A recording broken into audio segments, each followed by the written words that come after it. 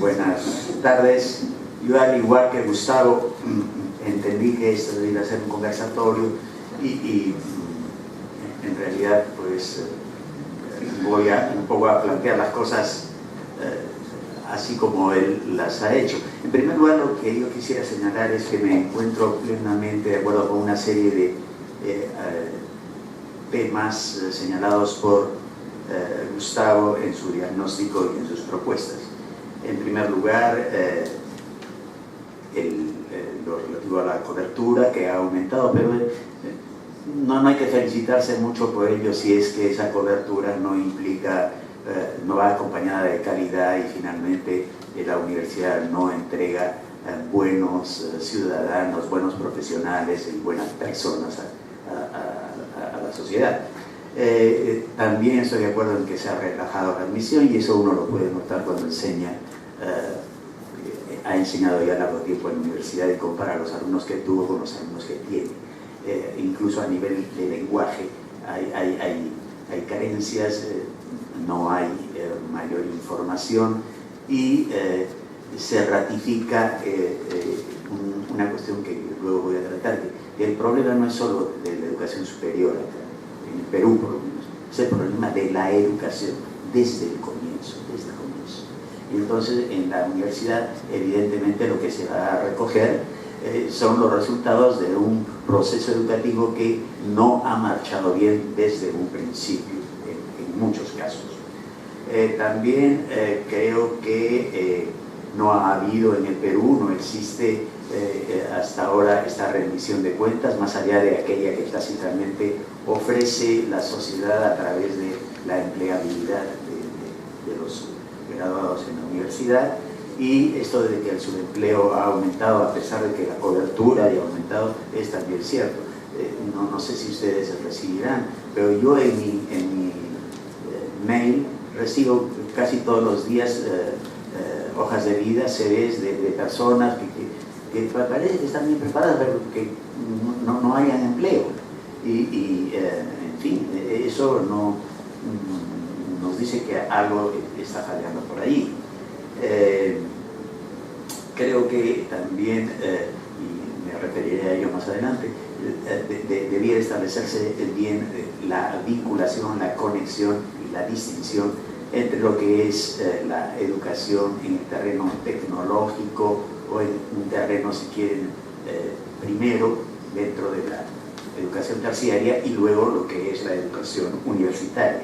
Justamente en INESU, Manuel, nosotros planteábamos dentro de una posible nueva ley universitaria la existencia de pasarelas que llevaran a los mejores alumnos de instituciones de educación terciaria, superior, llámese pues, institutos tecnológicos o normales, a la universidad, y que de otro lado aquellos que en la universidad exigente y rigurosa y meritocrática no hallaran su plena realización o no dieran pues como para cumplir como reales universitarios también una tarea de investigación, pudieran tener acceso sin embargo a carreras tecnológicas en institutos y no perdieran aquello que estudiaron antes.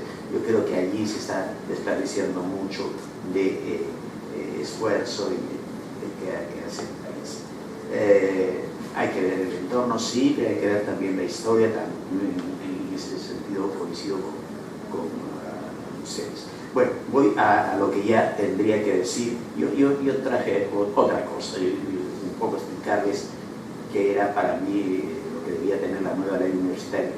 Pero no voy a hacerlo, pero sí quiero decir que creo yo que sí es necesaria una nueva ley.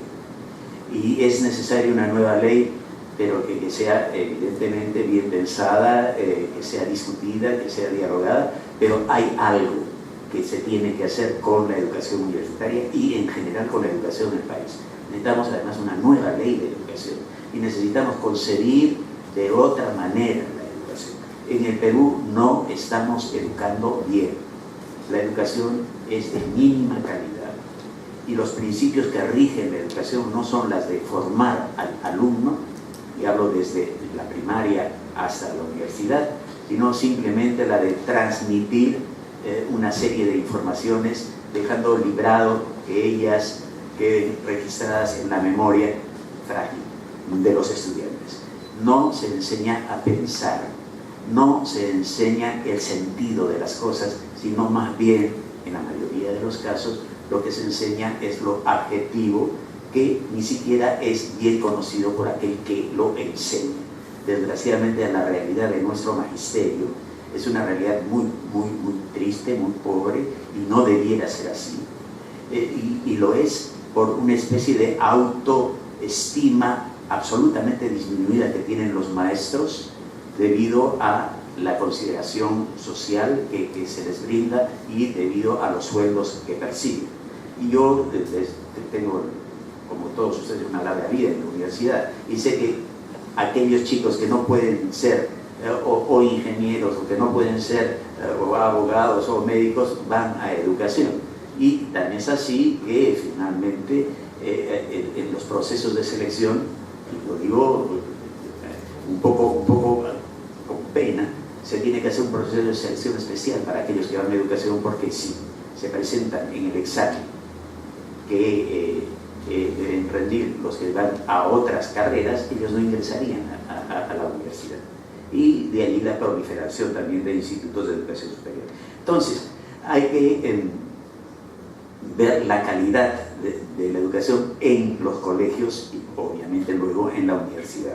Pero la universidad, en último término, tiene que enseñar a partir de lo que los colegios dan, y no hay que olvidar eso. En la universidad a veces uno tiene que toparse con alumnos que han sido admitidos a través de exámenes que cada vez son más sencillos, y a los cuales tiene que darles una serie de cosas que ya deberían haber conseguido ellos en la secundaria. Yo recuerdo, no hay que exagerar tampoco por el otro lado, pero yo recuerdo que cuando ingresé tuve un mes de exámenes para el ingreso. Tuve un examen psicotécnico, 3 exámenes escritos y un examen oral con 5 jurados. Ahora es una prueba de 2 horas y media en donde, en fin, ni siquiera las preguntas que se plantean, yo hablo de la realidad que conozco, son concebidas en grupo, discutidas antes de ser colocadas en un examen. Antes sucedía así, ahora ya no.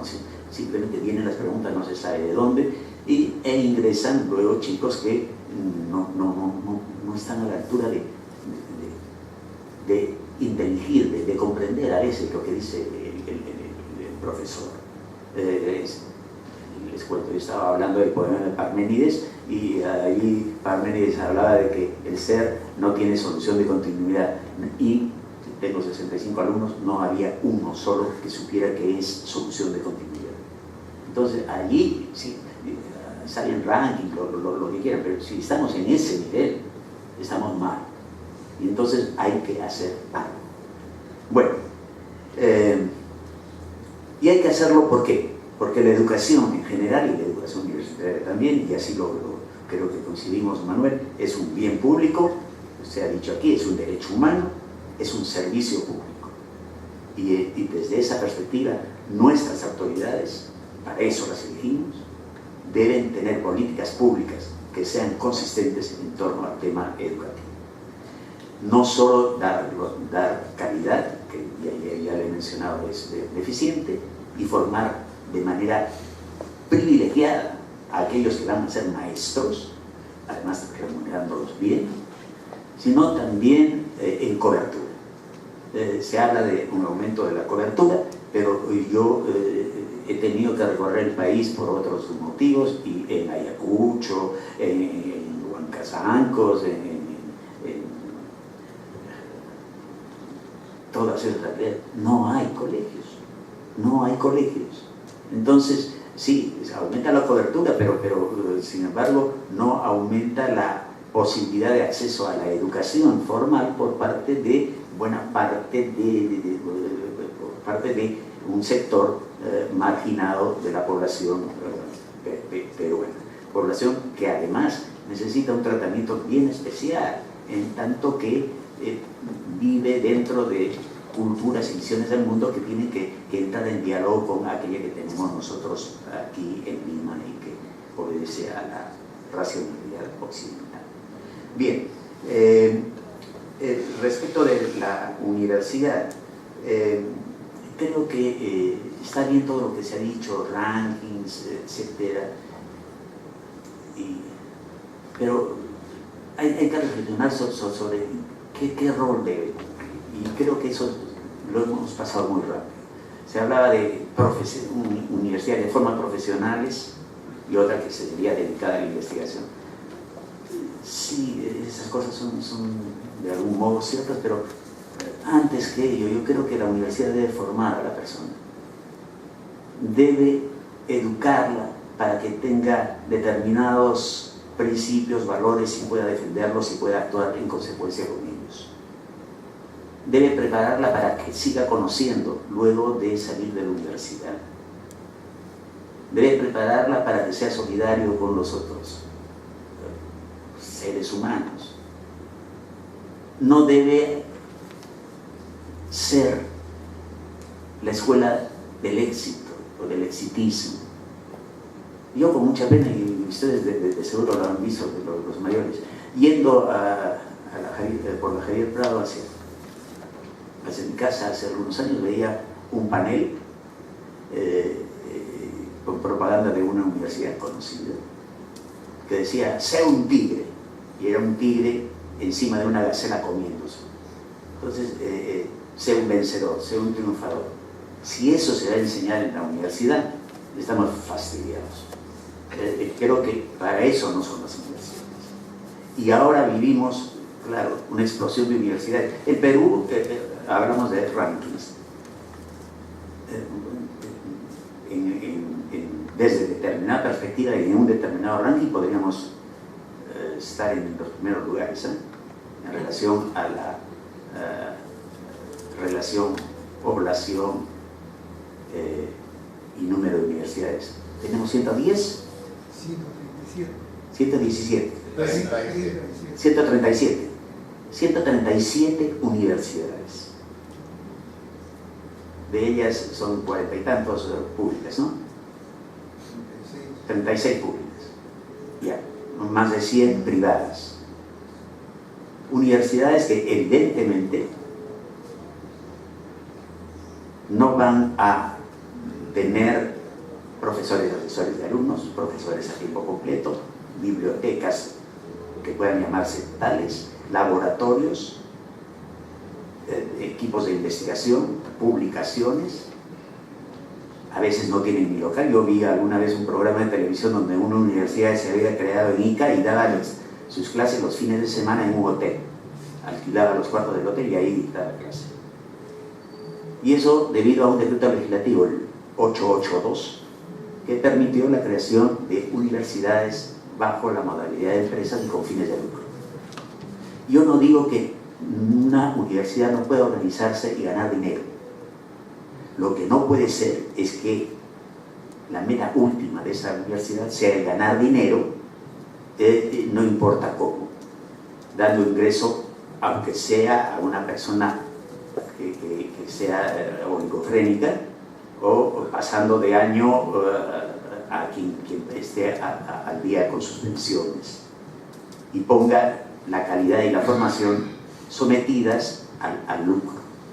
Es una vergüenza para un universitario leer en los diarios en el mes de enero, febrero, marzo, que la Universidad X cita a sus asociados para el reparto de utilidades. Esa es una verdadera vergüenza. Y en ese sentido sí es necesaria una ley que diga ya, basta. Y por eso lo que le decía Gustavo de la acreditación es fundamental. Es decir, hay que rendir cuentas. Y por eso la idea de una instancia que pueda vigilar que no se haga fraude, negocio y robo en última instancia, vistiéndose con el ropaje de la educación y de la formación, es necesario. Pueden gritar los señores rectores de las universidades actuales cuanto quieran, pero creo yo que sí es necesario un ojo vigilante de la sociedad y del Estado respecto de los fondos que manejan. y de cómo disponen esos fondos y si es que los dedican a educar o no. Hay tantas cosas que hacer, por Dios.